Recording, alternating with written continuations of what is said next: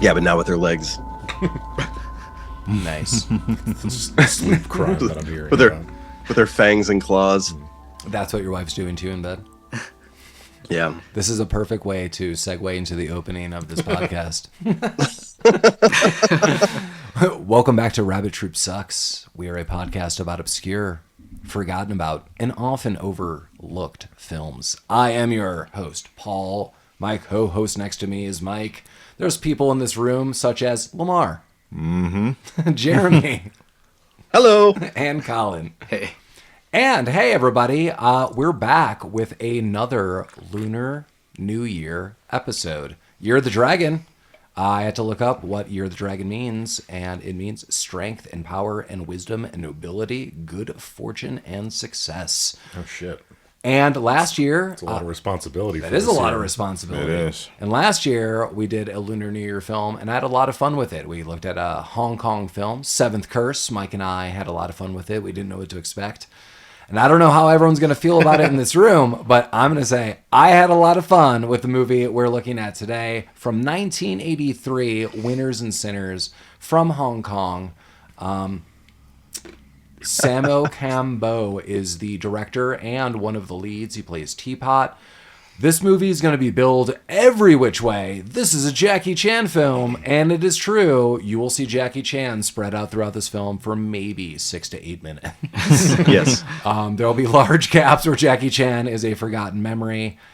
There's a lot of people in this movie. I read that this is a semi-prequel to other movies. So this is a semi-prequel to My Lucky Stars and Twinkle Twinkle Little Stars. All with the same characters. All with the same actors, but they often play different people. Same director. So I guess there's kind of like it's like an Edgar Wright Shaun of the Dead kind of thing going on, where there's like a loosely brought up trilogy of some sorts. Sure. Like the Coronetto movies. Yeah. So that's kind of cool. I said I hope everyone likes this, but I don't know what those laughs. I don't know what everyone's gonna say. I do want to make a note. I will say this though. Sure. I'll say this. Sammo Hung, and that I know you refer to him by a different name because he's like the director and whatnot, but I think most people will recognize him as Sammo Hung.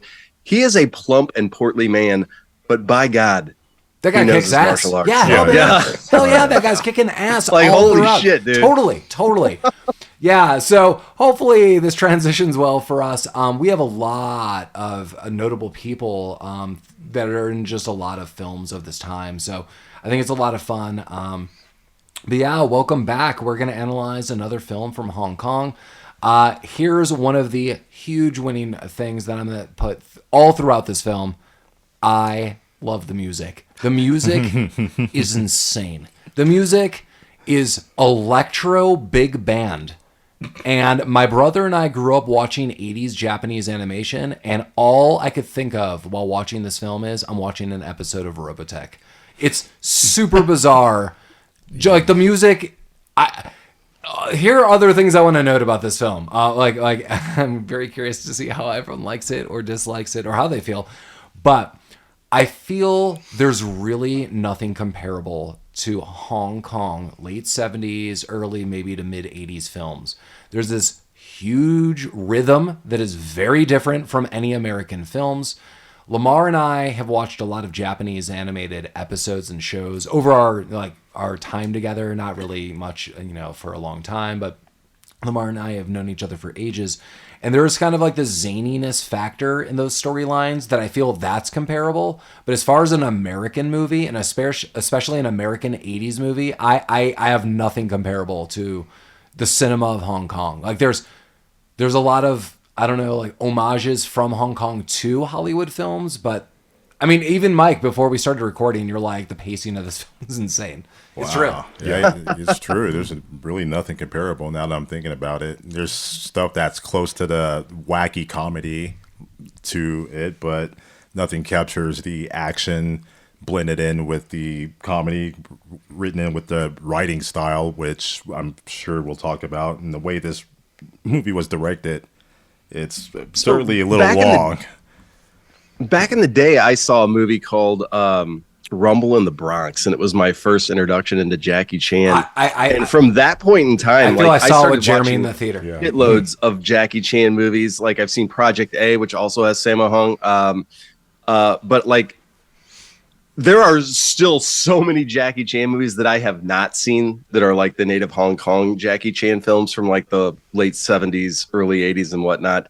So, but I mean, he was like the first one that really turned me onto martial arts and like well choreographed fight scenes, like Rumble in the Bronx. Definitely. And from then on, I was Rumble in the Bronx was the first one that I saw. I think it came out in the theaters in America, and it was, I think, probably one of the first mainstream Jackie Chan movies that came out. Yeah, I feel confident, Jeremy, you and I saw that in the theater, because I remember kind of rolling up, like no one knew like what to expect from this film, and like clearly, and I mean this as a huge, selling point to the film, I remember walking out of Rumble in the Bronx and everyone who was in the theater was pretending to do martial arts in the parking lot.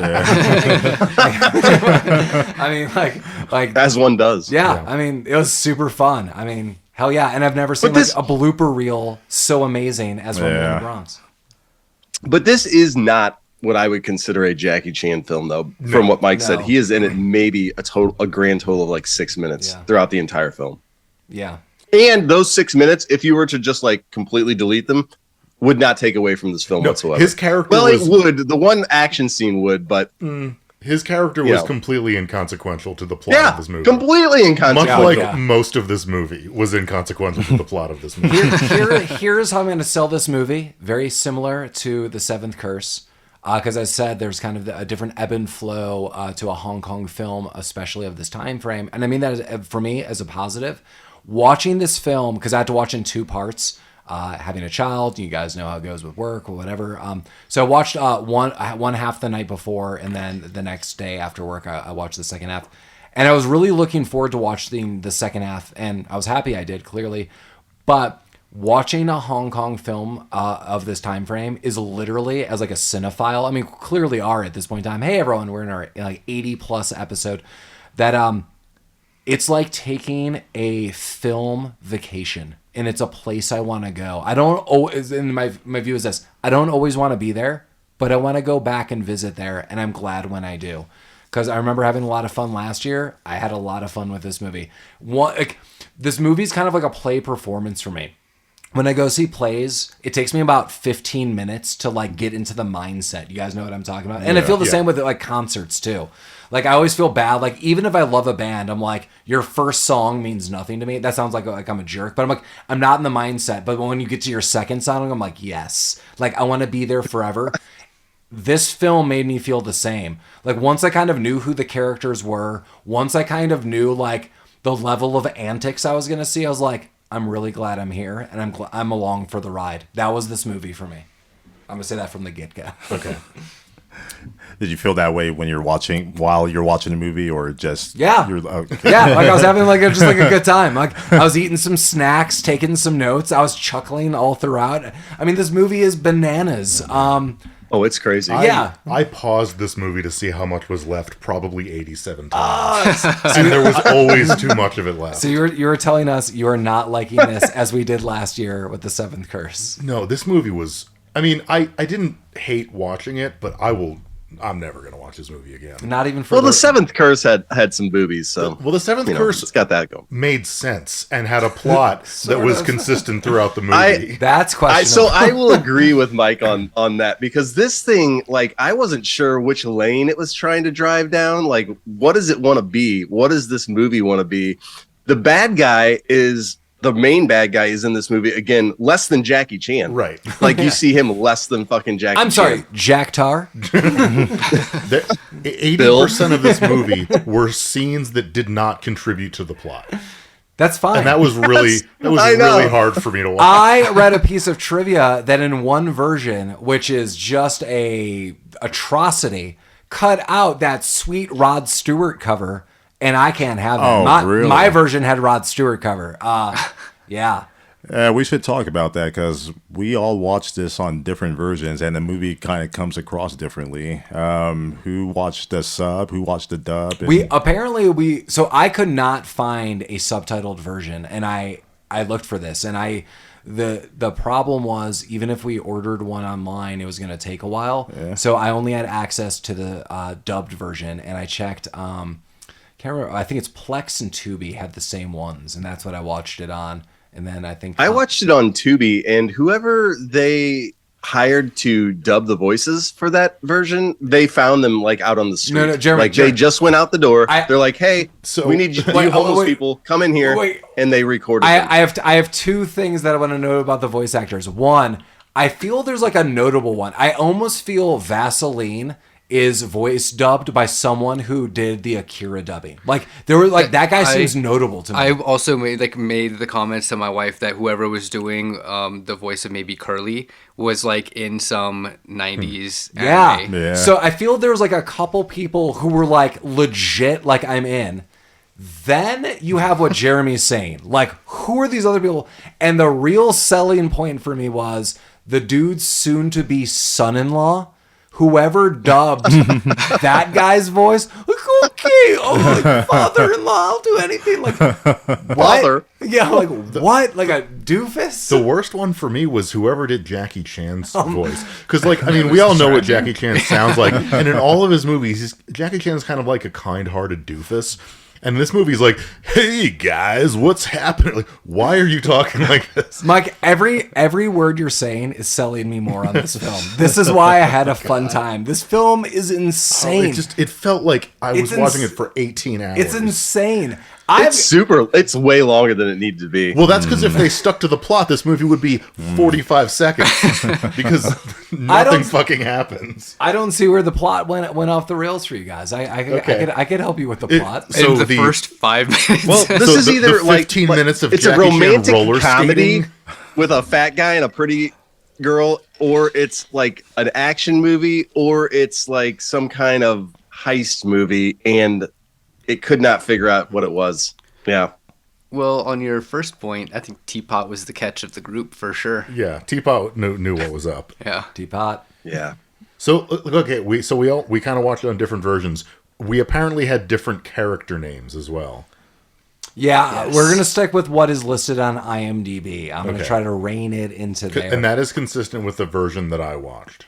Really? That's crazy because if you went onto Amazon and watched this movie, I also went onto Amazon and watched this movie, and we ended up with different and that is really weird for Well, me. the thing is, half the characters' names are still the same, like Teapot. Right. But like the version Collin and I saw, Vaseline is listed as Greaser. Like they reference it, like Greaser. Shirley. That's who I had. Was listed, or they call her Jenny and Susie are the two women in this. She was Susie for me. Susie for me as well. Yeah, but it's supposed to be Shirley. So there are like a couple people off. Jackie Chan was listed as Sid 07, like he is a Sid officer, and I think it's like an homage to like 007. But I think he has a name, like in our version. He has no name. Well, in colonized version, I think someone's like, "What's up, Teddy?" In every, I don't think they ever called him by name in those. I think someone says something like at one point, and you're like, "No," and they're like, "Yeah, Jeremy." No, it's like someone is called Bill. The Mr. Hope, one of the big bosses, like Bill. What's going on? Bill. So a little piece of trivia here: Jackie Chan and Sammo Hung filmed Project A at the same. Well, not at the exact same time, but the films overlapped. And so partway through the film, you'll notice that Jackie Chan's hair changes inexplicably. And that's because he was filming Project A and needed to have that hairstyle for Project A. Nice. I Good need trivia. different hairstyles for different occasions. Yeah. Absolutely. For when you're filming multiple projects, Yeah, I mean, you got to keep them off guard and on guard. that's Year of the Dragon for me. 8 different hairstyles. Yes. For 6 different projects. That's where I focus my power. That's how you do it. Well, let's jump a little into this film. Maybe I should even load up a summary of this film. So, fresh from prison, 5 friends try to stay crime-free, but inadvertently find themselves caught in a triad war. Now, there's only one, and I'm glad Collin and I had a really quick talk about this. There's only one plot point that I didn't fully understand at the very beginning, and I did have to read part of this. It keeps noting 5 friends. So the beginning of this movie is 4 people committing crimes and 4 people going to jail, but then like a 5th dude shows up And that's it. And I was like, what?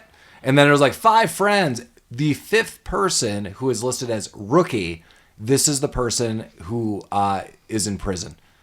The other 4 know each other, but they meet rookie, the 5th person, the 5th friend in prison. Did they all know each other? Or did Do meet in they? Yeah, prison? did they all know each other? I was under the 'Cause impression. I mean, not that it fucking matters. I think No, they did. I thought they that met they in just prison. like hung out together in prison and became Yeah. like this little like gang. That's what I thought as well. Because I mean, the beginning of the movie is 4 crime montages where we see what got each one of these guys nicked, and yeah, the rookie is absent when Vaseline or whatever is going into prison. He's like, "Oh, hey, rookie," and that's like his introduction. Like they're just there getting arrested at the same time. Yeah, I kind of. By the way, I love Vaseline, like his little crime scheme that he had going on. That was pretty sweet. That's nice because his I watch thought, thing. who do I identify most in this movie? And I identify with Vaseline. So one There of are the a couple situations that I'm like, I would be that guy. yeah, he was the smoothest for sure. One of the pieces of trivia I read was I guess he was like a renowned like Chinese soap opera star who was always like a ladies' man. Yeah, that makes sense. So they specifically cast him as like the guy who couldn't get any tail. Was he the watch guy? Yeah, he was Yeah. that guy. Like just to kind of like contrast his usual type. There was a couple moments he said something that was just like really brutal lines to people, very straight faced, and I was like, that would be the person. Because there's like, like we're gonna do this and this and this. He's like, I'm not doing any of that, and goodbye. I was like, Vaseline, you and I could be friends at this moment. He was up front. I liked it. I liked his style. Anyone else? You guys could be Okay, greasing so each this other is up. this you is know? like the Cosmo Sex in the City I was quiz. going to say, yeah. Does anyone else relate yeah. to another character, or if not Vaseline? It could also include Shirley or Jackie Chan, who's Sid 07. It could be, Mr. Hope. You're like, I'm a Mr. Hope. None of you are. I relate to the son-in-law. mailman in the movie who was like, "What the fuck is wrong with you guys?" Yeah. No one's gonna want to be Curly. The mailman didn't even make the guy sign for the package. He's like, just have a good day. He just felt bad about his tiny dick. And if you see the movie, you could put that into context. Yeah. I think I'd be Mr. Hope. I just sit around the chair all day doing nothing. I just don't have the power that he does. Yeah. Was that the guy with the Italy sideburns? Yeah. No. That's Jack Tar. That's Jack Tar. Mr. Hope owns the mansion that they end up cleaning. He's just surrounded by Oh. goons, and he's just, you over there. Yeah. So he was the other. Smoking He was the cigars. conflicting mob boss. Well, he was the partner that they do put into a conflicting makeshift triad situation. Right. Yeah. That's one of my favorite moments of this film. That's true. There were That- some it twists. does escalate pretty good. Yeah, there's some twists in this movie. I'm like, are you kidding me? This is amazing. Wow. Twists. Okay. Okay. You're Very nice. you're writing very a pretty nice. big check here, Paul. Are you serious? They've turned mob bosses against each other. These guys are geniuses. I mean, accidentally. sort of, but then they go for it, and then it's amazing. Like once they that's get into true. a rhythm, these guys cannot be stopped. That's true. We will get to that. I mean, one day, twinkle, twinkle, little 5 stars, little stars, yeah. I think, 5 stars. I think it's something like that. Lucky Star because Lucky- they're always there Lucky we go. Stars. Yeah, Yeah. so it's like the Lucky Star trilogy of like 5 Lucky Stars. Yeah. And they have 5, and then they team up with Thank your Shirley. lucky stars. I don't know about reviewing, but I'd be up for watching another one of these. Just to Hell see. yeah, Lamar. Cool. I have for plans it. that night. Yeah, I know you do. We'll find out about Collin and Jeremy and their plans. But yeah, all these guys are going to jail. I mean, we could just talk about it out of order. We kind of talked Vaseline, one of my favorite characters. He has this amazing situation where, Mike, you could explain it. It's he goes to jewelry stores. Yeah, so he goes to a jewelry store. He tries on an expensive watch. And he's like, oh, this is great. And then he pretends to know someone in the store. He just picks a random person. Hey, It's Joe. like, oh, Joe, hey, long time no see. And this person's like, who the fuck are you and why are you talking to me? But he goes over and he shakes their hand. And in the act of shaking their hand, he has like a sleeve gun that he puts into their hand, shoots himself with a blank, and has like a squib under his sport coat. So it looks like he gets shot. And then he's like, oh, I've been shot. And he stumbles out into the street and runs away wearing This the is- watch. I thought we were This friends. is utterly fucking ridiculous. This is genius. It really is. And so this was filmed in like probably 1982 and like released in 1983. There's like almost no security cameras. Can you imagine this happening to you? Like, oh my God. It would work. Totally. I mean, every time he leaves the guy with the gun, which I thought was kind of a weird move. That's great. That's a What are they great gonna do? move. Shoot Yeah, him? how He many knows how many guns bolts does are this there. guy? He's lousy with. They're You know how probably fake difficult guns, it is to find fucking firearms in China? I mean, I'm guessing it's a fake gun. Yeah. Yeah, I'm sure like as soon as someone inspects it, they're probably like, this was like a $5 prop gun at the Right. time. Yeah. But I mean, it's all happening so fast. Right. And I love like the first quote unquote victim, like that guy's held holding the gun like He's like, I had nothing to like do with this. yeah, you can almost tell in the guy's eyes, he's like, did I shoot him? Like, I don't know. It just happens so fast. I have a gun in my hand. I think I did kill him. You might as well take me. Yeah, I love it. Yeah. It works until it doesn't work. Well, it doesn't work the second time because I think he did it immediately. Oh yeah, he went right from one to the other. Yeah, he goes directly to another jewelry store, Which was legitimately being robbed. which is amazing. Yeah. How are you not liking this film? This film is crazy from the get-go. So I like scenes of this movie. Yeah. Okay. You're like Curly's giving a speech, and he's like, "We need to legalize prostitution," Yeah. I and, don't. and he's some kind of union buster. I don't know what Curly's deal was. I don't know what Curly's end game was. I feel like Curly wasn't a criminal. He was just a guy complaining about Well, some stuff. well, then he's set up, and then this one guy's like, he's promising this and this. He's like, I didn't say any of that, and then a mob beats the hell out of them, and it was like, this guy said this, and he's like, no, I didn't, and he goes to prison. Yep. Yeah. So I think Poor that's Curly. exactly what it was. He was a union buster paid off by like the mob, and he didn't do it. And it's really confusing how he was captured, but I'm sure that in the mix, that's exactly what happened. Yeah. Teapot is a cat burglar gone wrong and breaks into a surprise party. Right. I do like that. Yeah. There's, Yeah. there's some amazing foreshadowing for him as a ladies' man early too. Oh yeah. Yeah. So this is kind of like that. So, I mean, this opens the movie, Teapot breaking into a surprise party and then making out with someone and her realizing wrong person because he's dressed like a ninja.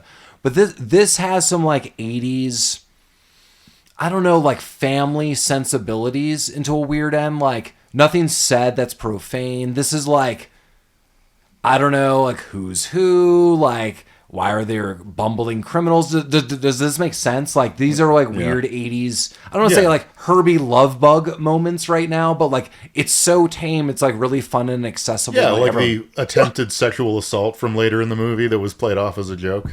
I'm saying now for the time. Okay, for the time. I'm saying just fine back just these opening scenes. I'm saying is like the family I see. moments. Like so that's why I'm saying like there's so many like blended genres in this movie that I love it. Like there's nothing that I could really compare it to. So I do agree. Like then it gets super weird and adult, but like this opening sequence could be literally a PG film. Oh, sure. One thing I do like about this movie is there's a lot of like background voice tracking happening, and this was the first one that I picked up on. Guy with the donut. Yeah, well, like when Teapot breaks into the wrong party, and everyone's like, "That's what? Huh? Who's this guy?" There's like the things that the background cast are saying. One of them's like, "That's a different guy."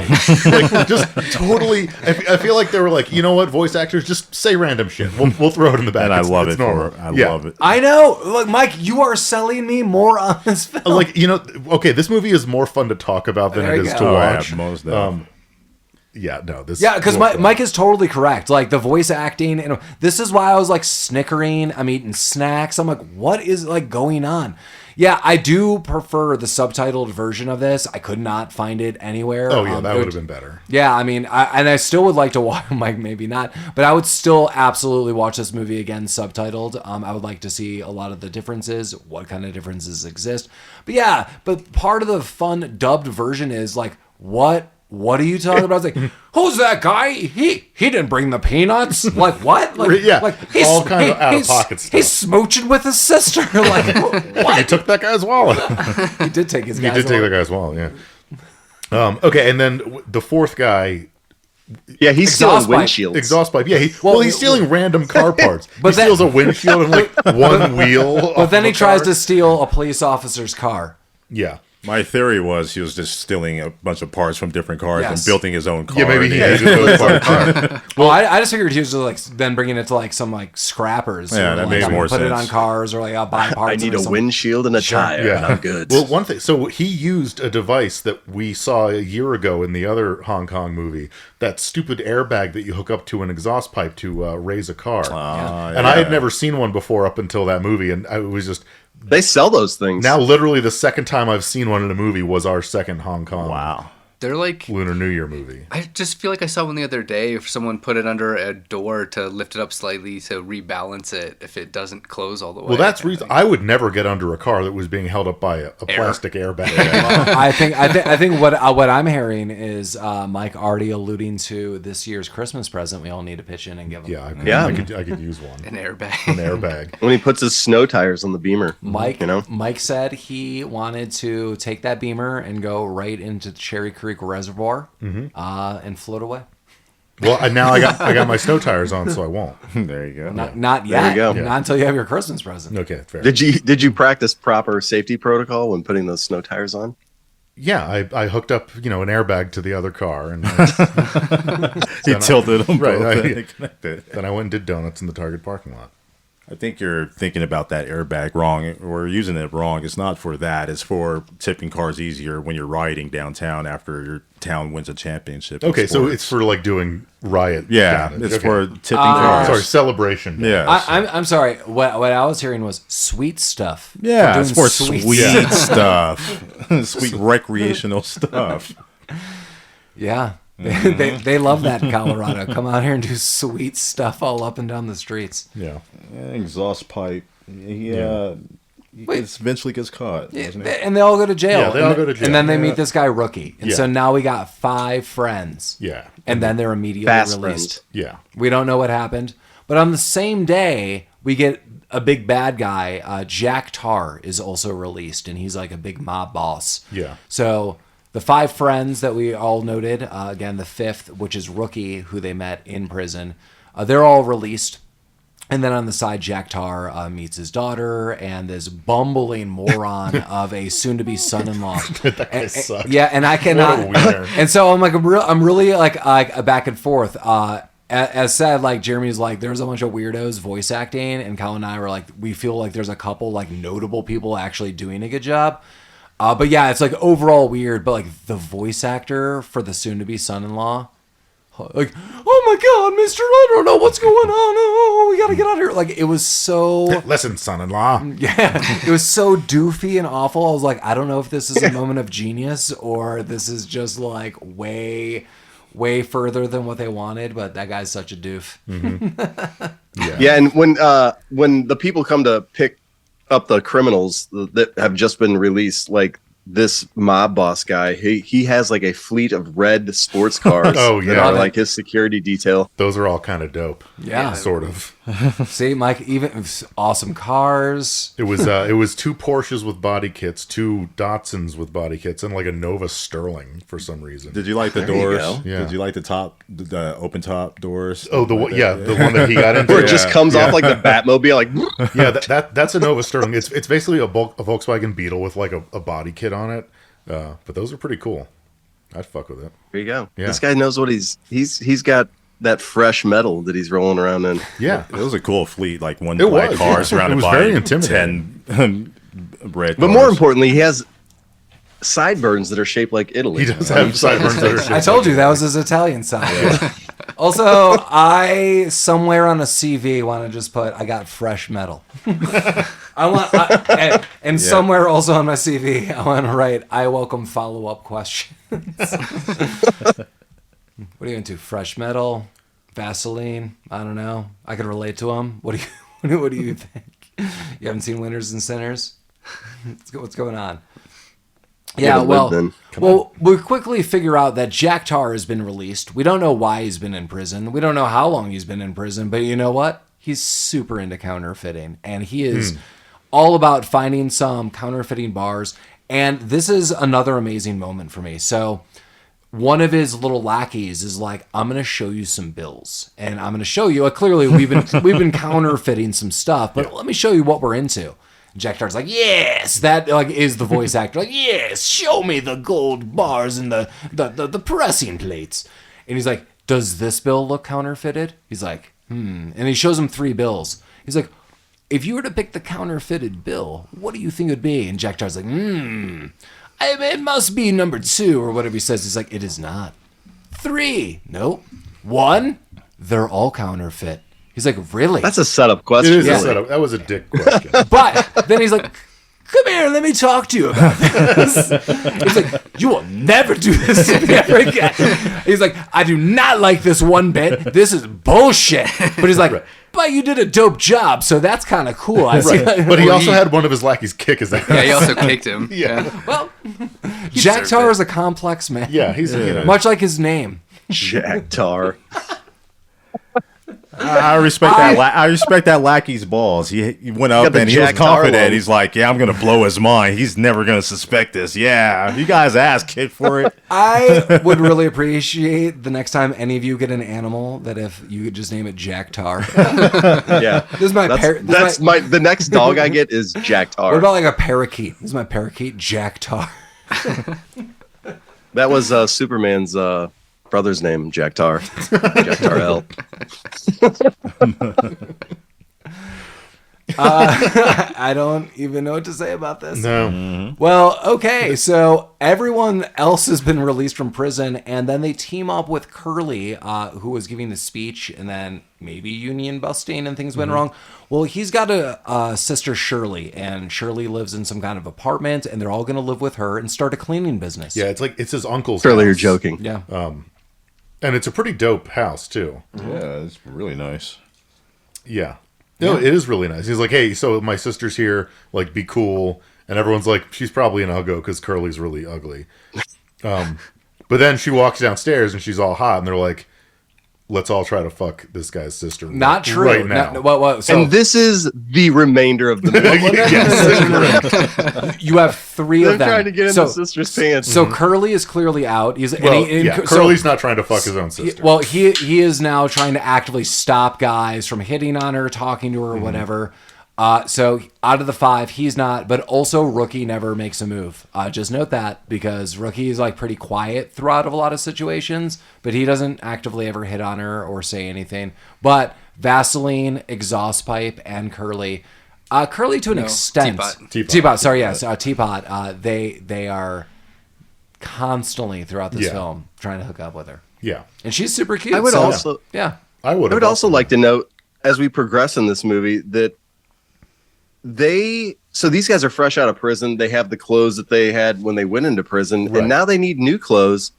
And everybody gets new clothes that are fine. You fit right in, except for Teapot, who somehow has a fucking little like Plymouth Doughboy sailor's uniform on for like half the movie. That's what he thinks. That's the outfit that he likes. Why? It was Curly's dad. So they picked clothes that were at the house. And Curly's dad was a sailor, and that was the only thing that would fit. That makes sense. Little tubby Teapot. Poor Teapot. Yeah. Poor I know. Teapot. Yeah, I know, right? Teapot gets his comeuppance. No, Teapot's the only reasonable character in this movie. Vaseline is a reasonable character, friends. Yeah, okay. Vaseline is reasonable for the first scene. Vaseline's reasonable later throughout this film. He has his moments. I like Vaseline's fake fighting stances that he keeps pulling out. Those later in are- the yeah. Oh my god! Okay, so Again, all reasons I Yeah. can relate to this character. I take it back. Everyone should watch this movie. It's amazing. The pacing isn't weird at all. Okay, speaking of pacing that isn't weird, the next 20 minutes they go to a carnival for really no conceivable reason. I think it's just kind of like a night market. Yeah, okay. I've been to Hong Kong. Parts of Asia have this. It just looks like at a night market, like there are food stalls, there are game things you could do. It is family oriented. It just seems like that's where they're going out. They're like, I'm going to get some food. We're Okay. going to hang out. Like Sure. this is like a reasonable thing. That makes sense. If you need ground up tiger penis, this is the place where that to you gotta go. get. Okay. They're watching something happen, like standing in a crowd, and Curly punches a guy in the back of a head. Yeah, Why? they're watching a A demonstration, kung fu demonstration. and Curly does not do this. Another guy does this. So when the master is hit, that on the back of the head, he thinks it's Curly because they want Curly away from the sister. They want Curly out of the I mix. didn't pick up on that. They want hit on sister Shirley time. Okay. I get that they wanted Curly to go, but I thought they got Curly to actually do it. I did I. thought he hit the person. Yeah. I don't. It looked like then the setup was odd because he just had put- his fist up behind her head for the longest time, and then eventually. I'm pretty sure Curly did it. Oh, or yeah, I think Colin's right. That I can't remember. I don't have this in my notes. I think that dude is saying something. The other guys realize that he is actually like a martial arts master, but then they do talk Curly into like hitting him on the back of the head. And then they're like, hey, you just hit a kung fu master. Yeah, so they did know, yeah. It was super rude, though. It was very rude. Yeah, so yeah. And then, so he takes off running. The guy goes after him. And now the three dudes are left, because I don't know where Rookie is, to be honest No with one gives a fuck about Rookie. But yeah, Vaseline, Yeah. exhaust pipe, and Teapot are with Shirley. Shirley's like, oh shit, is he going to be okay? And they're like, in prison he ran away from much tougher guys than that, which I thought was a solid line. Yeah, what's wrong with that? Yeah. I would too. So they steal some walkie-talkies from a vendor. They're using them. Yeah, okay. I like how they like what's the maximum distance on these walkie-talkies? Yeah, They're so they like just go 100 test it. meters.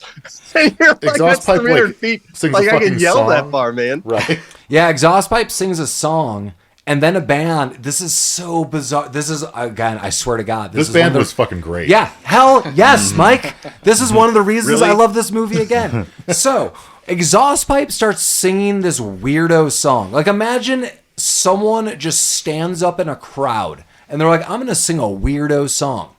But then this weirdo synth trio is like, wait a minute, that's where we usually play music. We can't have this guy playing music there. So they set up shop and then play a Rod Stewart cover. Never saw it coming. This scene is amazing, and this is why everyone should watch this film. Like, it's a synthesizer, guitar, and drummer, and they're playing Rod Stewart to overshadow a man singing in a corner for a crowd of five. Yeah. It's bands be cutthroat back then, friends. Yeah, it was very They were. competitive. At this point in time, I don't know who said it, but somebody said, and this is one of my favorite lines of the movie, were you born dumb or did you have special training? That sounds like a Vaseline line. To I Teapot. can't remember. yeah, all right. That was just literally Jeremy writing notes about characters on the side. That was not even said in this film. Well, I mean, Teapot ends up kind of making time with Shirley. Well, so Vaseline has some funds and he bribes Teapot. He's like, dude, take a hike. Yeah, this was a genius move by Teapot. And Teapot's like, well, you bribed everyone else. And he's like, ah. So Vaseline's like, here's $30. There's enough for a movie and food. I was like, this is 1983, $30? Like, holy shit. 30 dude. Hong Kong dollars. Yeah. I mean, Well, they keep saying U.S. dollars. oh, I really? mean, They weren't U.S. dollars. they are not. No. But let's just say it was like $30. Like, this dude gave you like $100. Yeah. Like, all right. Bye. Go to a couple movies. Yeah. But so his genius plan was like, let me say goodbye to Susie first, or whatever her name is. And he walks over there, and he's like, yeah, I got this money. He sent me away. He's like trying to get rid of people. Like, I guess we should go see a movie. She's he like, wants to be by himself. yeah. She's like, okay. And like Vaseline is gesturing to Teapot to leave. And he's like, look, he's gesturing for us to leave. She's like, okay, let's just fucking get out of here. And they did. And so then Teapot did his little Teapot dance. Yeah, I was gonna say one of my another favorite moment here. They're walking around and she's like, oh, like why do they call you Teapot? And he has got a little story. He's like, well, they actually used to call me Little Teapot. yeah. And he's like, there's actually a song about it, and he sings some really scary, off-putting alt lyrics to "I'm a Little Teapot." Like the descriptions are like really off and bizarre. It's alarming to say the least. Yeah, in my notes I have, what the fuck am I watching? Yeah. Well, the she's dance into really it. brought it She's really together. happy about it. she's stoked about it. Yeah. She's like, that's so awesome. And then we find out somehow through a cutscene, Curly caught up to everyone and just beat the shit out of everyone. Yeah, we don't really everyone. know the backstory, but everyone is bruised and beaten in the face. Yeah. And Curly's like, I'm really sick of you guys hanging around my sister. And that's kind of it. Well, there's Now they're cleaning. There's the first of many freeze frame transitions. Mike, are you kidding me that these scenes are not amazing for you? Like, you're laughing. Like, as I'm watching them, I'm like, who put this thing? That's what I'm saying. Like, there's nothing comparable. Like, you're laughing. Like, No, these there freeze doesn't frames, need to be. Like, but it's just like, who decided this? Like, you know what? This guy just beat up his friends. Now let's show a montage of what they do for a living. They do cleanups, but sometimes they eat sandwiches or have a cigarette or have a little bit of tomfoolery. Set it to some zany synth big band jazz. Oh, the music was horrible. I can't even believe it. Yeah, it's always like, but then there's always this bizarre lead. It's like ba ba ba ba ba ba ba ba ba ba, and then it's like freeze frame. Someone's eating a sandwich. Freeze frame. Someone put a mop in Curly's face. Freeze frame. All laughter.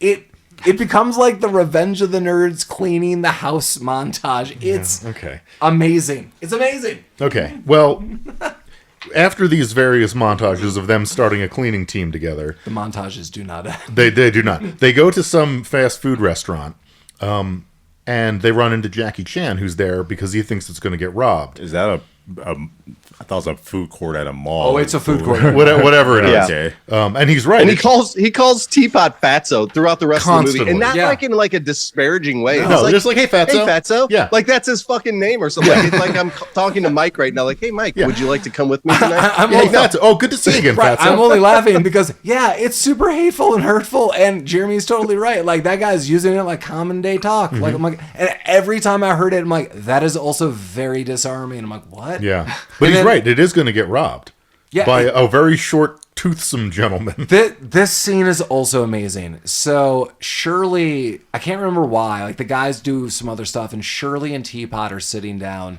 and that's where Jackie Chan approaches them. It's like, so Jackie Chan is a cop. He's like, can I borrow your girlfriend? Yeah, the only scene we've seen Jackie Chan in previous to this is he beats the hell out of a guy in an interrogation room, and his boss is like, don't do that. And then he has that guy beat him up. He's like, okay. That's the only scene. That's our backstory. Which is fucked up. And like what Paul just said literally takes place over the course of 4 seconds. Like, yeah. So like, there's no context to it. He's like, you can't beat a guy up. He's like, sorry about that. He goes into a room, comes out bruised, like, and he beat me up, made and to now he's assume, not like, going to sue. I guess the person I beat up beat me up, and now we're even. Like, is that how it works in China? Maybe. The literal translation in Cantonese is even Steven. Even Steven. Okay. That's the legal term. That's the precedent that they use there. Yeah, and so Jackie Chan, one of my questions is, Jackie Chan randomly sits down at Teapot and Shirley's table. He's like, I'm just sitting here because this place is going to get robbed. Yeah.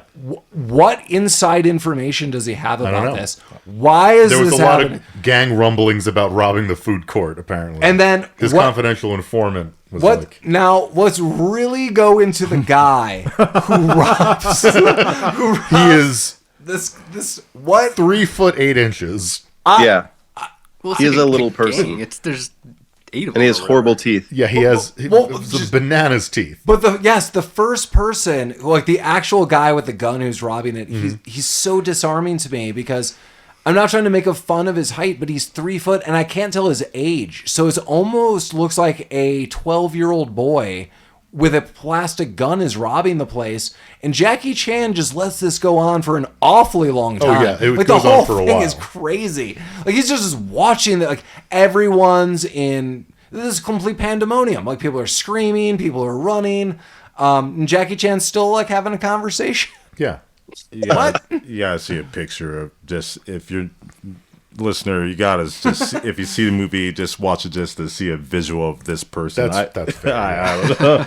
I wrote down goblin. I think Yeah, that's the he was closest thing. goblin-y. I think that's the closest thing you can get there. But eventually, This is also our first martial arts scene. yeah. too. Jackie Chan decides to just start kicking everyone's ass. And so does Teapot. So does Teapot. And I will agree with Jeremy. This dude fights. That was the worst sentence. Watching Teapot fight is badass. Like I'm not up to date on martial arts techniques, but like he's a bigger dude and he uses his body weight in ways that I feel like I hadn't really seen. Yeah. It was awesome. Does he drop the bag? right on people's faces. He does. The one thing that I really, really, really that took me out of this movie was when they do these fight scenes, they constantly slow-mo, Yeah. like right at the end before something cool happens. And Well, it's a Zack Snyder film, so Yeah. Yeah. that was the only thing that was a little annoying. But all of the fight scenes were super cool. Oh yeah. And then at the end, Jackie Chan's character Sid '07, and he's part of the Sid unit, like a made up police force. Isn't that like from Final Fantasy VII? Probably. Okay. He's like, "Great job, Fatso. Maybe we'll work together sometime." And they're like, "Okay."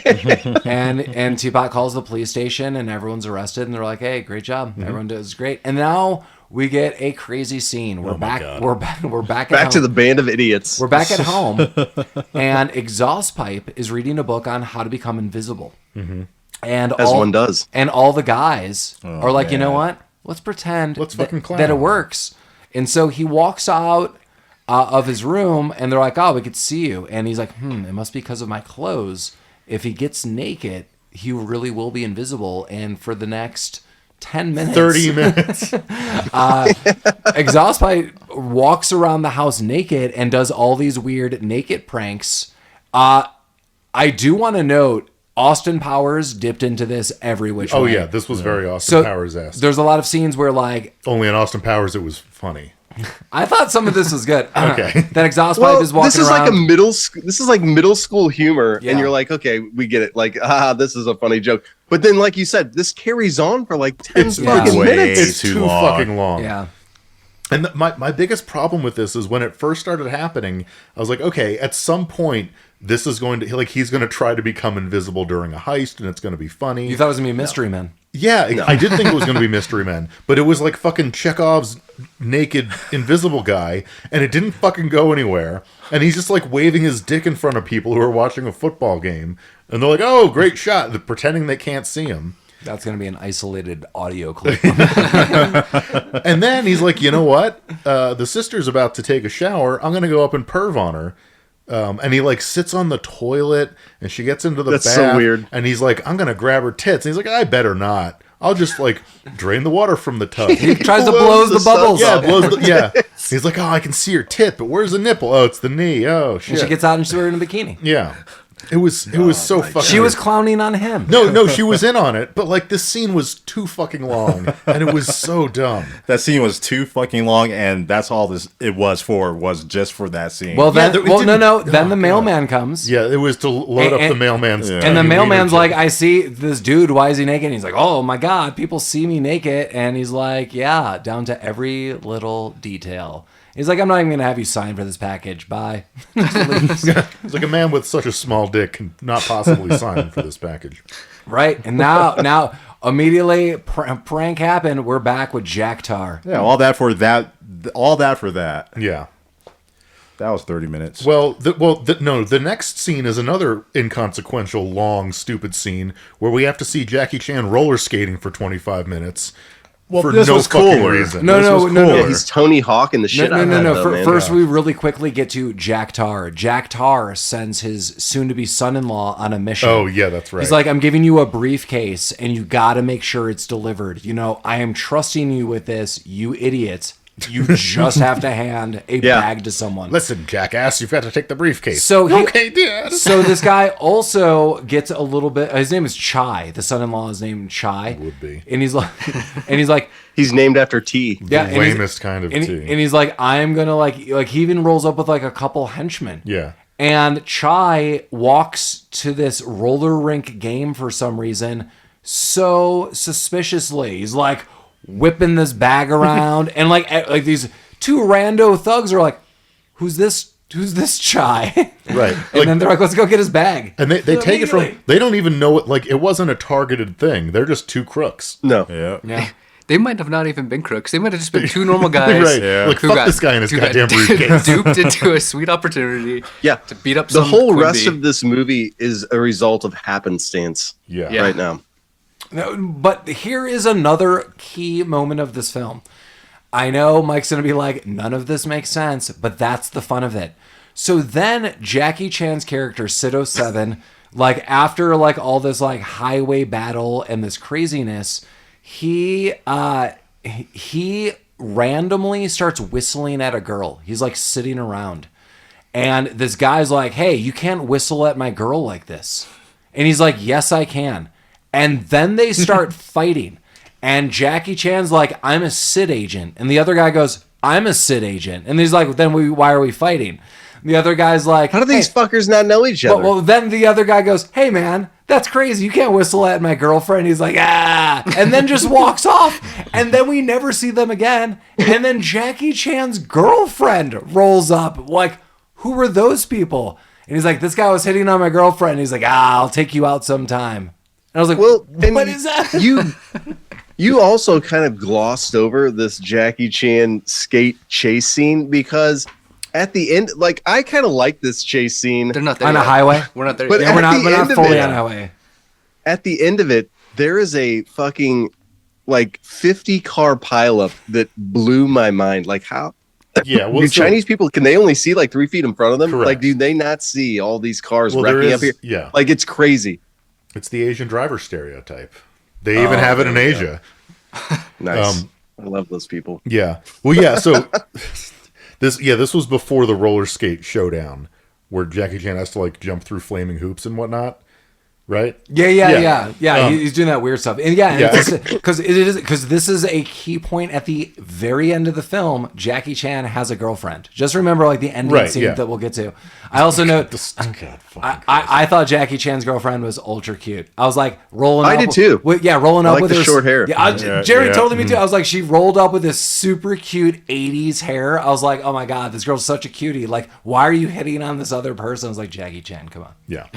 But yeah, after the roller skating thing happens, he sees the briefcase getting stolen because this is all happening at the roller skate showdown. And then, yeah, to Jeremy's point, he goes on a roller skate car chase during which he destroys 300 cars. Yeah, like It's crazy Yeah, amount of It's cars. like to the get end of Blues Brothers. Yeah, it is really no is. joke. So I started making notes, and I actually started erasing and crossing them out because at first there's like 1, 2, 3, and you're like, okay, No, but then it there's never ends. Yeah, then there's like a few that kind of make sense still. You're like, oh man, that's messed up.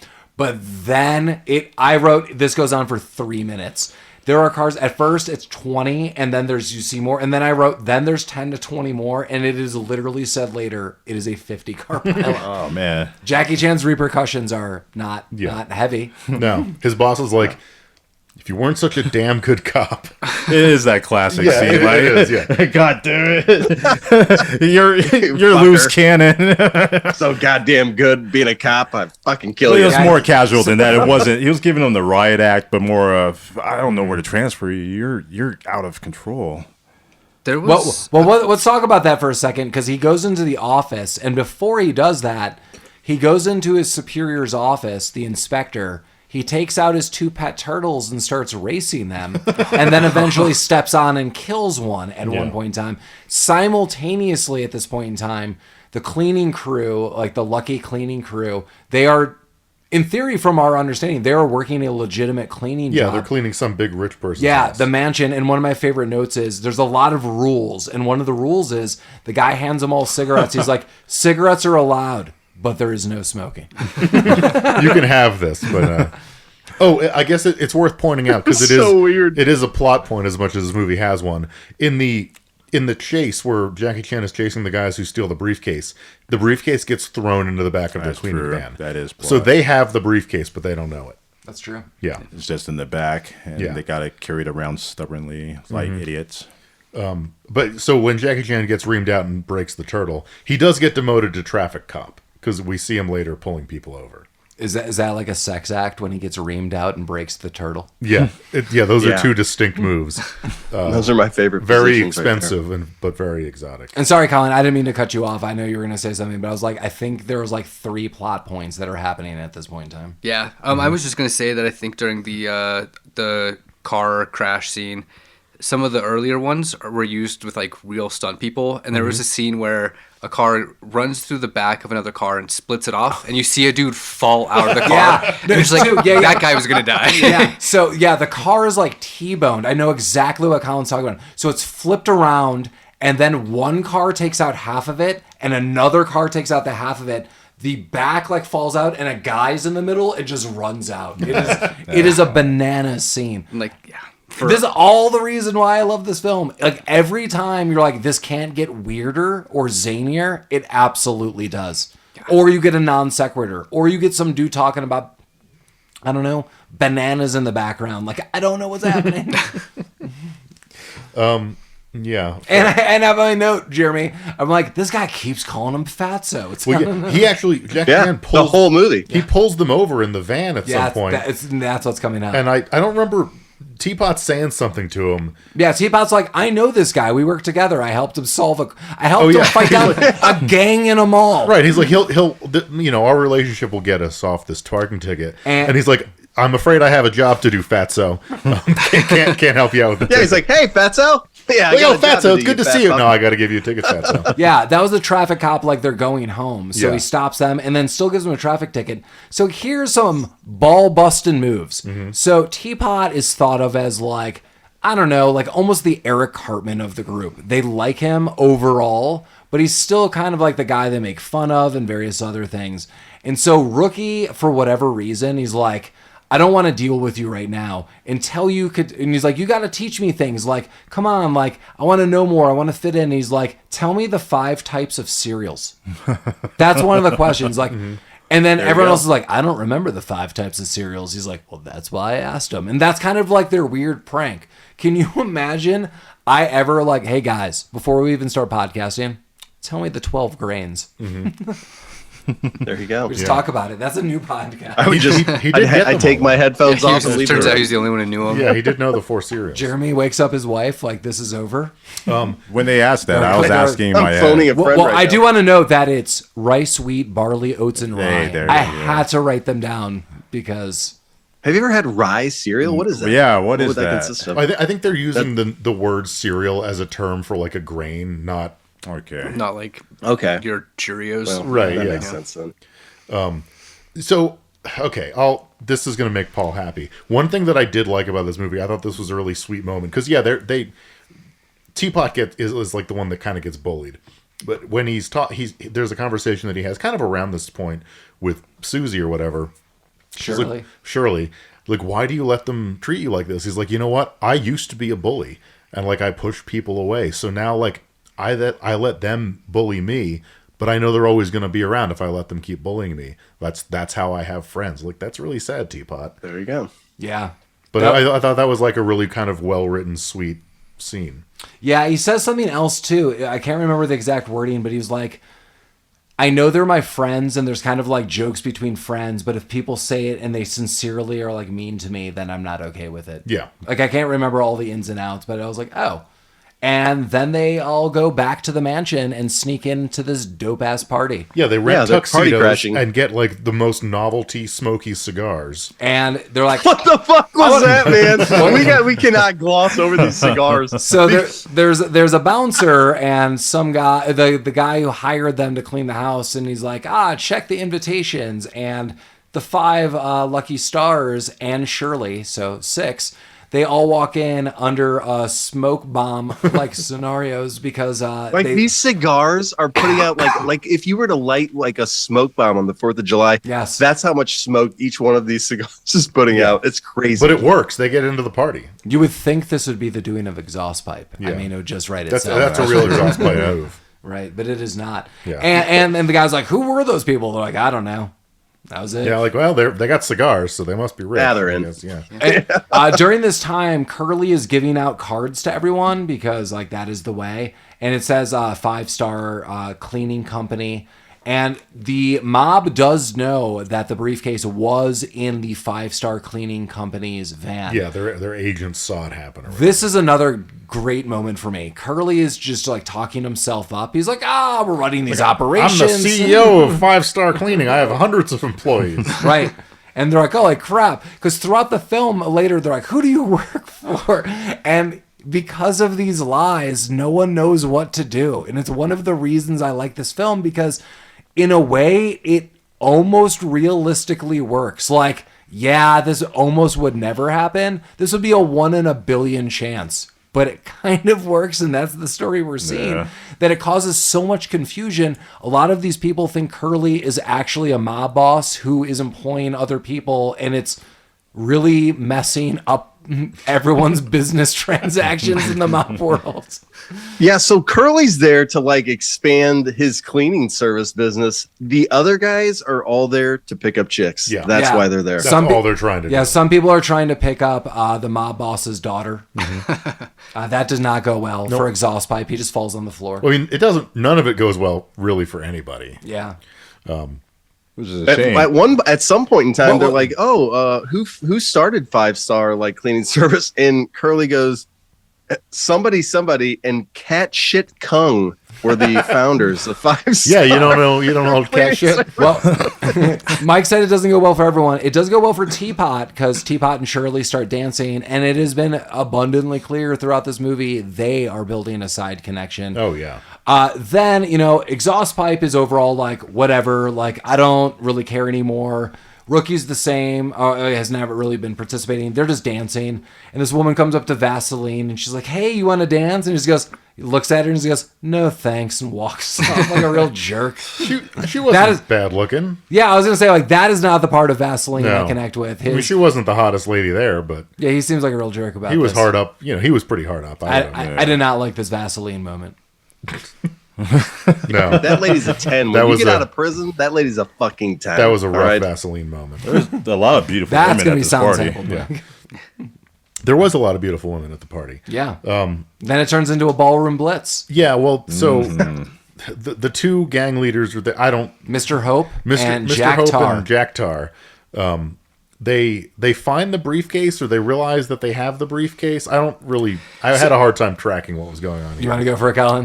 Yeah, so Yeah. what I kind of read was that since the fiance botched the deal Wait, in the park. what you read? So you didn't infer any of this from watching the movie. You had to read. No, about I it. mean what I like kind of read from, or Oh, what, okay, what I took okay. from the scenes. Got it. So they botched the deal in the park. Okay. And so this is like the renegotiation to like, how do we deal with the situation that was botched? Sure. So they like are meeting in person as the bosses because they obviously can't trust their incompetent. that little wiener Quimby guy. Yeah. And Jack Tar's like, "Where the hell is the briefcase of money? I need to give it to this guy with the printing plates." Yeah. Yeah. And so that's kind of what they agree on is like, hey, you were supposed to, give me this briefcase. He's like, yeah, I'll give it to you. I'll have the money in 3 days. Right. And they wrap up their business right quick. But at what point do they realize that the cleaners have the briefcase? During the chase, prior to the That was- chase. Yeah, that was in the chase when, scene. When they were running after the cop, Right. the van drove away and one of the goon guys saw it in the back of the car. Well, no. Okay, I know, but like, And so when Oh. Curly starts giving out the cards, He gives out business cards. to the Okay, party, that's- and one of that- the they're guns like, is that his was wife. my that's the mistake. that's the They're like, owner "Oh, of the guys that have the yeah, briefcase are that's here." the owner of the company who has the briefcase. okay, and so this is where the goons start trying to kick their ass. Yeah, so Curly's like, "I don't really know what you're talking about," and they're like, "Oh, so you're playing hardball?" He's Well, like, he legitimately doesn't. No, Correct. and Curly falls off a staircase at this moment. There's another staircase moment that I actually took a picture of that is award-winning in this film. It involves exhaust pipe and Vaseline. This actually is one of my... Had a lot of moments with exhaust pipes and Vaseline. Well, this is, I think, top 2 moments Okay. when we get there in a second. But yeah, the mob bosses are like, "Don't let him leave." And they're like, "We're to leave." And then ballroom blitz. And again, another moment where Teapot is just absolutely kicking ass. Teapot Beating goes, yeah, the beast shit mode. out of everybody. Yeah, this is a totally epic fight. Then Exhaust Pipe starts dance fighting. He just like starts busting out some moves. Vaseline is with some weirdo, and then Rookie makes his way out. This was probably the best fight scene in the movie. The choreography is just off the charts. It was- and all yeah, it's of this. good. Yeah, they it's send fun. two heavies after these guys, and they jump from the staircase and fall into What the fuck piano. happened there, man? They fall into piano, dust themselves off, and Yeah. then go into the fight. I was expecting them to land all cool, but they just like Yeah. they Yeah, or- totally beef it on this with, piano. Yeah, or with like a hefty thud. Yeah. Like, no, they just fall over, break the piano, and they're like, "Oh fuck, okay." yeah, that was weird. Yeah, Sorry, boss. yeah. Did we make it to the fireball stolies yet? We're right there. Yeah. Curly starts downing some vodka and making impromptu fireballs against the villains that are after them, while everyone This was the only logical thing that happened in this movie, by the way. Like the way that they escape here. Yeah, that makes perfect sense. It fits in. Everything's Is Stoli totally fine. flammable? It's all flammable, baby. I see. You know, Nice. But yeah. Chinese totally is. Okay. Oh, that's the good stuff. But then they leave Yeah. Teapot, poor Teapot. They're like, you do this for a while, and then there's still a Yeah, couple of while we baddies left, escape. and then everyone is there. They quickly get into a limousine and drive off, but the bad guys are in there. Teapot eventually catches up to them. He's like, "Why the hell did you guys drive off? Like, what's going on?" And everyone looks at him, and he's like, yeah, I'll just take the next one. And then they wave a gun, and kind of a very Indiana Jones moment, like a wave of a gun, like, dude, you're getting in the van, or limo, and he does. Yeah. Okay. I don't know what happens next. We're at the mansion owner, Oh, okay. So yeah, that guy, Mr. Hope approaches them. right? Because he's the one who was in the limo with him. His thugs that were all wearing the matching like khaki suits. Yeah, he's like, I kind of Yeah. like how you guys roll. Yeah. Like if you get a one up on my buddy I'm trying to do a business deal with, I'll work with you guys. Yeah. So they do like a side team up or something. Yeah, well, I don't know if I want to say team up. It's more like, I'm going to give you some money and not kill you, but you're going to bring me that briefcase. And they're like, oh, okay. Like that's kind of the Well, something like so that. here's the thing that kind of gripes me about this movie is that earlier in the film, Teapot was fucking around doing something like cleaning up like the cleaning supplies, and he sees the briefcase and he's like fiddling around with it, trying to get into it. He can't, so he just like throws it into this closet. And then the whole rest of the movie, they're referring to like, "Do you have this briefcase?" Yeah. And Teapot's like never says a fucking word about this briefcase that he's been fucking around with like at the middle of this movie. Well, two things to note was I don't think he's ever around when people are asking about the briefcase, because it was Curly. Like Curly's Right. in the room and Curly's like, I don't know what you're talking about. And I don't think Teapot usually, like, he will eventually know because he then just goes and gets it. I think But- this is She's like, where "Oh, yeah, I got It this, was right. yeah." Well, and it is about to be here. But the deal is this: Mr. Hope, the mob boss, is going to take Shirley as collateral, and they're going to meet tomorrow at a park at night. And they're like, "Don't take my." Curly's like, "Don't take my sister," and he's like, sister and brother, sister, yes." cool. Yeah, that was kind of weird. He's like, "Oh, we're not going to do anything, but we'll kill her tomorrow." Like, Yeah. but I'm not leaving without collateral. And they're like, "Crap." And then they're like, "What the hell is this briefcase that they're talking about?" And that's when Teapot's like, "It's this briefcase right here." Yeah. Like, what are you talking about? the briefcase. So the Father. The father's briefcase. Briefcase. So they open that shit up and they see all this fucking money in the templates. They see the money first. Yeah, they see the money And then first. they're like, "Yeah, we're rich." Yeah. But yeah, like, and the- oh, and we the don't print- need this guy's sister anymore. We got Yeah, this. that's Right, and they're like, these printing plates. And They're like, it's shoving it in their counterfeit. pockets. Yeah, they're like, this isn't worth anything because it's all counterfeit. Right. But they're like, well, we'll meet in the park. We'll do Yeah. it. Well, they concoct a plan. They're going to give the money in like one of the templates, and then but they're going to keep one as collateral so that they can get their. I don't know.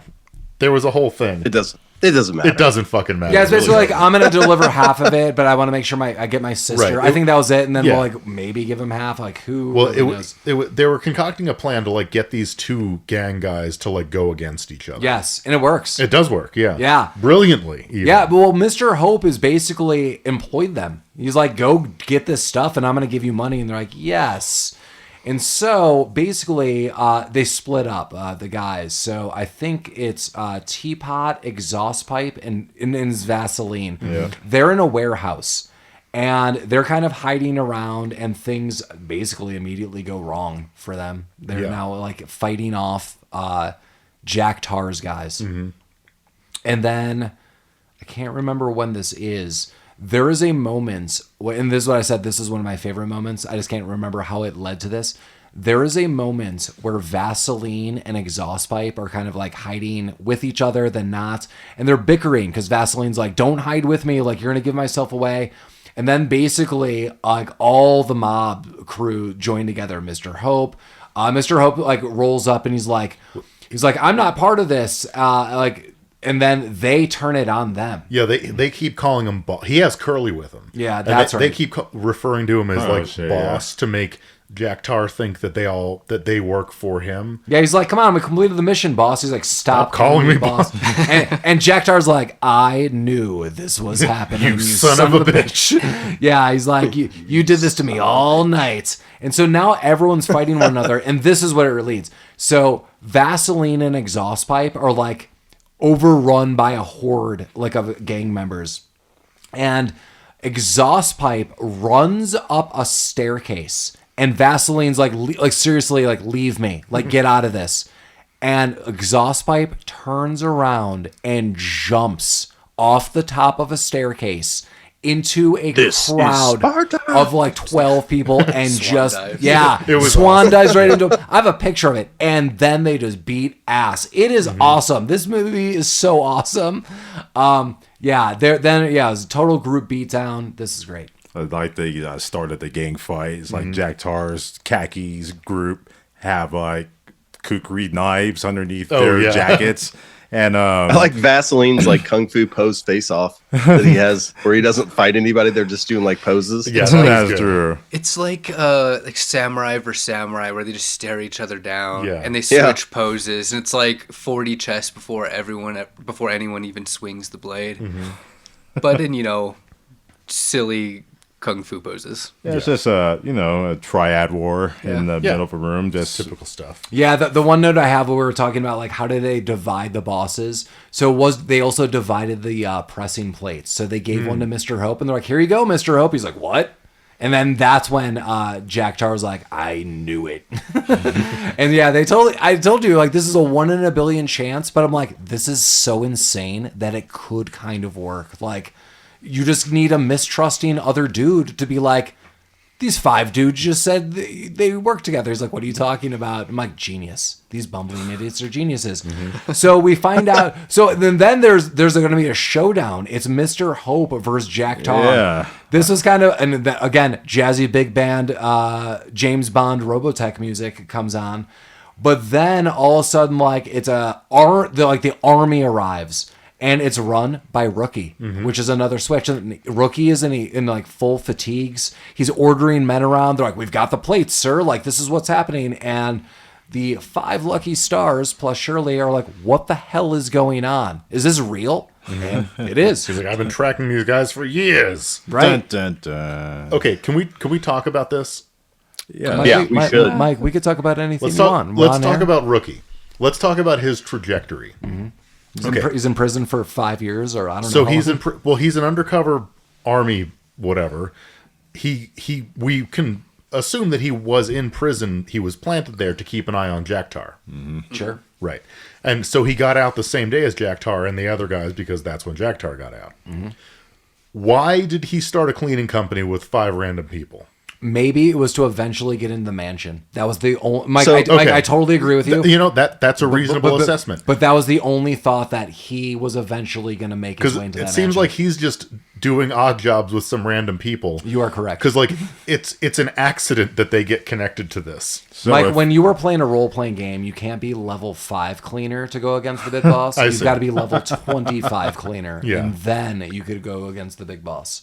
I see. I'm going to make an admission right now, and this may be because of the use of marijuana. Okay. But I, at this Marijuana, moment, Jeremy. just realized that Rookie was, like, after you guys said that Rookie was a police officer, at this moment, right here, right now, I had no idea. God damn it. Okay, that's fair. I mean, since we're Not a police officer running an army. yeah, since we're sharing pretty things much. about Rookie, I had to rewind it to realize who he was. Yeah, for the same first here. half of the movie, I honestly thought Rookie and Exhaust Pipe Yes. were the same person. Now you know how I split. Is it the mustache? It's the mustaches. You know what? How the difference? The eyes. One has really wide open eyes, and the other one has really squinty eyes. That's how Yeah. you tell the difference Well, I mean, between Exhaust Pipe. Genuinely, and they Rookie. don't really look alike, but like because Rookie is never introduced in the movie, Yes. when they kept cutting back and forth, and it's just like 2 dudes with mustaches wearing odd leisure suits. Like, is this the same guy? Until I looked Like into you're the talking eyes. about every Saturday night at Rabbit Troop Sucks. That's right. We are all wearing leisure suits right now. That's very true. And at least a couple of us have mustaches. There was probably for the first half an hour, I thought that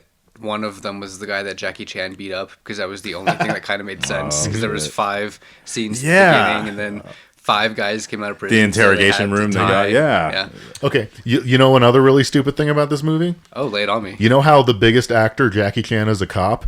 He has nothing to do with the bust at the end of this movie. That's true. Nothing. He does not help in any way. He is not. I mean, we see him He's again. inconsequential to this movie. He is a selling point only. Absolutely. For this movie. Yeah. He gets an award for it. He does get. Well, guys. Yeah, I was gonna say we haven't even broke down the last parts of the movie. Okay, and let's before get we through do it.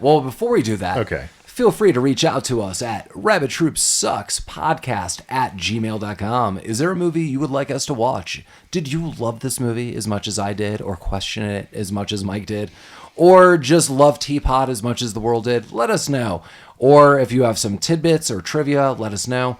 Go to rabbittroopsucks.com proper. There's links to merchandise and pictures and various other things. Or hit us up on Instagram or Facebook. We could be reached at all of those places. We would love to hear from you. Yeah. So we're at the end of the movie, and so everyone's been busted. Jack Tar tries to get away. Mr. Hope. Everyone's been caught. And so we don't really know what's happened to the rest of the Lucky Five, but we are in the inspector's office. And as Mike noted, everyone's getting awards. Or Colin, you or Mike said this. Yeah, It's like a fucking a tapestry. Yeah, they give Sounds Teapot like like a wall hanging tapestry and $20,000, which seemed nice. Yeah. Also, is he splitting that? That was my first thought. Is he splitting this? No, he's keeping that. No, Well, they talk about that he's keeping it. Yeah, at the well, I end. mean, later when he's back with his friends, he's like, "Look, I got this award, you guys, and nothing else. There you go. Just this award." And nothing else. Yeah. Well, then we also see Jackie Chan, who does not get a cash reward, But he does get a tapestry. Hey, but then says, "Do I get a raise?" And he goes, "Yeah." In a couple years. Yeah, and then so then Jackie Chan and Teapot walk outside, and Jenny, Jackie Chan's girlfriend, who I thought was super cute, and I was like, "Why are you hitting on other people?" It was like, "Great, let's get married," and he's like, "That's fantastic." And Shirley's like, "Teapot, we could do the same," and he's like, "This is all I've ever wanted." And then And then they have girlfriend races. they do piggyback rides. Yeah. Yeah, then they run off and there's a freeze frame, but then the end of the movie is a montage of all of their cleaning, and they're just like driving around they're eating sandwiches and cleaning, and there's this delightful song that I love. What did Jackie Chan get an award for? He was there. being No, he wasn't. the most But that's what inconsequential person the in the award world. was for the bust, even though he wasn't The there. last time we saw Jackie Mike, Chan, he was giving him a speeding Mike, ticket. he was there. He was there. Okay. And yeah. you guys can't see me, but Paul's I'm pointing in circling his my crotch hands. right He was now. there in No, spirit. I was That's not. okay. Which makes me Yeah, think the Spirit Award. they refer to him as a SID agent. Yeah. Was that? Do you think that was the group that rated in the end? Like, those I think Maybe. I think those are honestly two separate groups. I felt like the SID agent was more of like this police force, Yeah. and at the end it was a straight up military unit that comes in. That's true. Yeah, there's like hundreds of guys that Yeah. sweep in at the end Yeah. of the police force. And they break every single window ever Oh, for they a broke 2-minute montage. more They windows jumped than through they had. everything. You gotta It was glass break some shattering Yeah, for they had 5 welding minutes. torches. Yeah, they were cutting through the walls. that was insane. This movie is awesome. I am straight up happy I watched this movie. I will side with Mike on these areas. Like, am I gonna roll into this movie and load it up all the time? Hell no. But that's why I said, like, this kind of movie is so bizarre that it's interesting to watch and just a lot of fun. And this is my mental vacation. It was not heavy-handed. In a lot of areas, it's like very PG, but then in other areas it's not. So it's like, really, like, what's this movie trying to do? But the comedy stylings are so strange. And maybe it's a cultural perspective, but I love it. I mean, the strangeness is not like, I don't like it. I'm like, what? Like, people are saying Rod Stewart. People are, you got Teapot, who you think's going to suck at martial arts, but is like kicking ass every which way. I don't know what's going on. This movie's awesome. Watch it. You're the dragon. I like this movie. I don't love it. I think there are some scenes that are just way too long that hurt it. The invisibility scene. Oh God! I appreciate the comedy, but you can cut that by a whole 5 minutes. And there's just some other scenes that, like the car pile up scene. I appreciated that, but that went on too long. There's like 3 minutes of I mean, Michael's car totally crashing. right. Like Blues Reaper. Brothers, every which It way. was. I appreciated a little of that, but like I said, this isn't a great movie for me. I enjoyed it. And Mike, you said it earlier that I probably wouldn't watch this movie again. It's probably better to talk about it than to try that process of watching it again. I enjoy talking about this movie with you guys. I really do. Like, That's all I have Laura's about like, this. it was a decent movie. I'll never watch it again. That's how I feel about it. You did say you would watch some of the sequels. Yeah, I checked them out just because I like this kind of humor in action. I like to see what else they do with it. Jeremy, what did you think? So I like talking about this movie. I think it's great to discuss. Like watching it by yourself, though, it was a chore. And I think it really relates back to the fact that this movie really had so many lanes that it was trying to fill. Maybe that's like a marketing thing that they did when they were writing this. I'm not sure, but it almost seemed like in like several improv comedy scenes intertwined with like some martial arts like choreography scenes. And they never really focused on a main plot line. And so because of that, like there were things that I enjoyed, but the overall like mixture of everything didn't taste well, in my opinion. Sorry. Yeah. The one thing I wanted to note, and I agree with Jeremy, and Mike said the same. Like the cohesion of this movie is like not there. But I would ask you guys this. I'm just thinking about this now.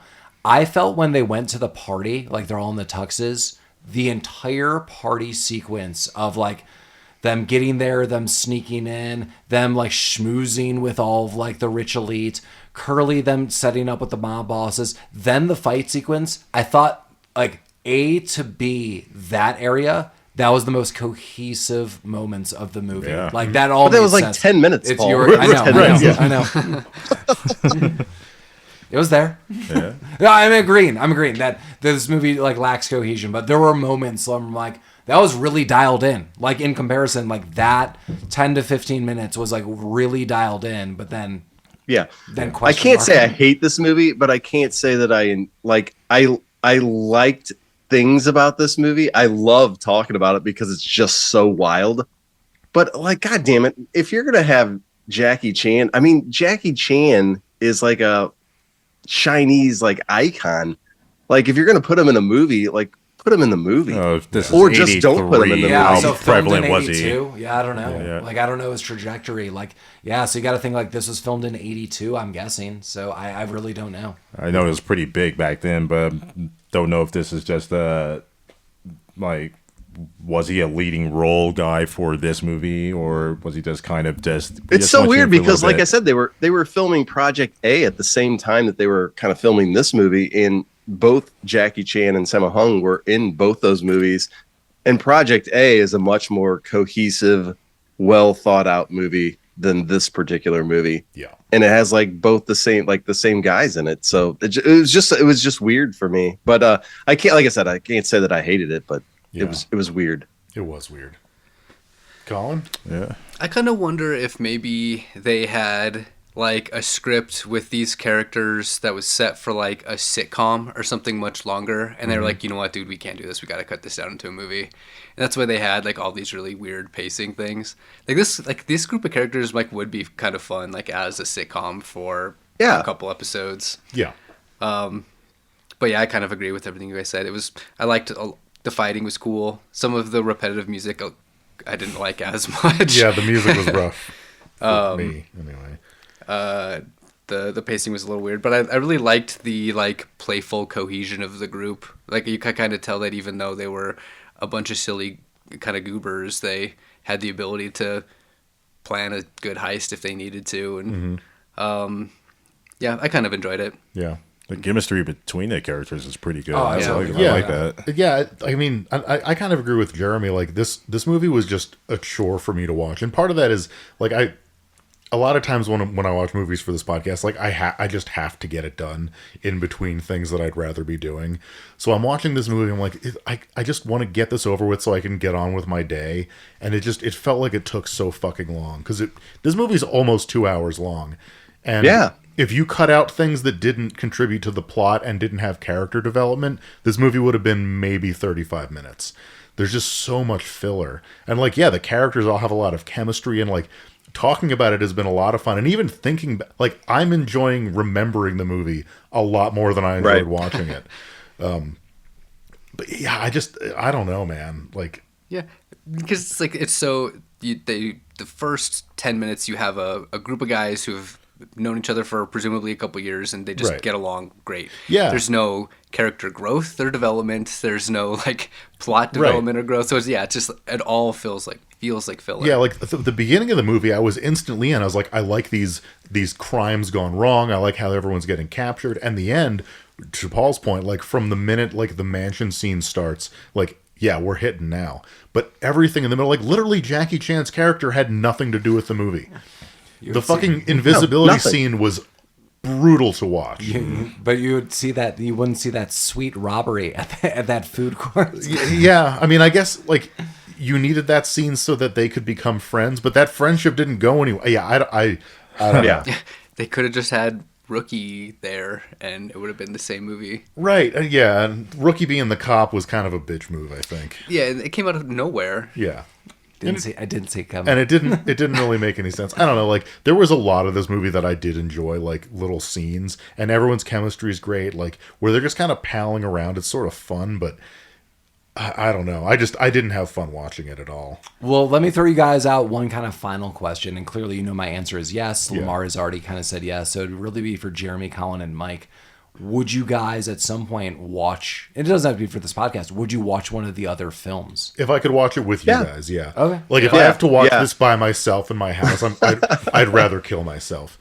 But like watching this in a group setting, yeah, for sure. Maybe I was so bored. Sure, maybe we should look up the other two. I mean, this said it was a kind of like a spiritual prequel. Sure. So maybe like the other ones are maybe thought of differently. The only thing I read was it's basically the same mixture of actors, but they play somewhat different roles. So they kind of interchangeably do it. So maybe there's another one that clicks in a little better. But better. But I'm sure like watching it together would be fun. Yeah. This is a movie you have to watch with other people. Like it's not good enough to watch by yourself. I don't think. Anyway. I do enjoy Asian cinema though. I do. I love Thailand's films. I love Hong Kong's films. I mean, I think they have great cinematography. I think they have great directors, great actors. I always enjoy watching a movie more when I can read the subtitles and hear their like spoken voices in their language, even though I can't understand what they're saying. It still like lets me get into the movie more because you have that realm of like authenticity to what they're trying to do. I think it would have been better if I had seen it subtitled. I totally agree. Yeah. I think all of us strive to do that, which was just problematic time. Yeah, I mean, it just didn't exist. Streaming, it just did not work out for us. Yeah. But yeah, hey everyone, happy Lunar New Year, Year of the Dragon. Hopefully you are watching some Asian cinema and enjoying it with your family. We did this last year. Hopefully we keep doing it and just throw out some more of these films throughout the year. Next week, we will not have Jeremy, unfortunately, but we're going right into a couple days after Valentine's Day. But we're going to hit you hard with a pretty big movie that I'm going to file under the often overlooked outside of me. We're going to come at you with 1999's She's All That. The Pygmalion tale that you know all so well, but these gentlemen do not. Jeremy has also not seen it. I am the only one who has seen this movie, and I have seen it numerous times. But they have not, and I'm hoping we have a little bit of enjoyment and to find out, does she have all that? Is this the story that you wanted to know? What do you guys know about She's All That? Literally nothing. Nothing. Yeah, wow. I don't know anything about it. I mean, you're romantic at heart, Paul. You know about Freddie Prinze Jr.? Yeah, I know FPJ. Matthew Lillard's back, a favorite. Christ, how many movies have we reviewed with him? I think this might be his fourth. Glad I get to watch him again. Wow. So then we got to go back to Rob Schneider. So we can't let Matthew Lillard outpace Rob Schneider. I'm like, oh man. Mike's. what's By on the this- way, if you really want to make Mike's day, find a copy of the director's cut of Dead Man's Curve. Yeah, let's Send it bring in to that Mike. back. Especially mail it to him. I mean, if it's longer and more brooding, that would be amazing. The only thing I know about She's All That is what they parody in Not Another Teen Movie, which I'm guessing is probably a better movie than She's All That. Maybe. Well, we'll have to Because find Not out. Another Teen Movie fucking rocks. She's All That rocks. Mm-hmm. Some say. We shall see. What are we doing with these rocks? Yeah, there's a ton of famous people. But yeah, I mean, Who's the main girl in it? Rachel Lee Cook. Oh, shit. Okay. And then, as noted, Matthew Lillard. Dule Hill has an Didn't she appearance. date Marilyn Manson at one point in time? Rachel Lee Cook. No, that's like Evelyn Rachel Wood. Evan Rachel Wood. Okay. Yeah, Those are different people then. that is correct. Or are they? We run a podcast about like knowing people and like what they're. Well, we'll talk about it with She's Yeah, All yeah, That we'll because find apparently out- like we'll I find don't out know next who's it. But yeah, we're gonna come at you. Happy Valentine's Day in the meantime, Yeah. and all of those Super Bowl things that will happen, you will enjoy because we'll talk about them, but maybe not. But she's Chiefs all play. that. Yeah. As always, Rabbit Troop 6. Yeah. Rabbit Troop 6. Yo.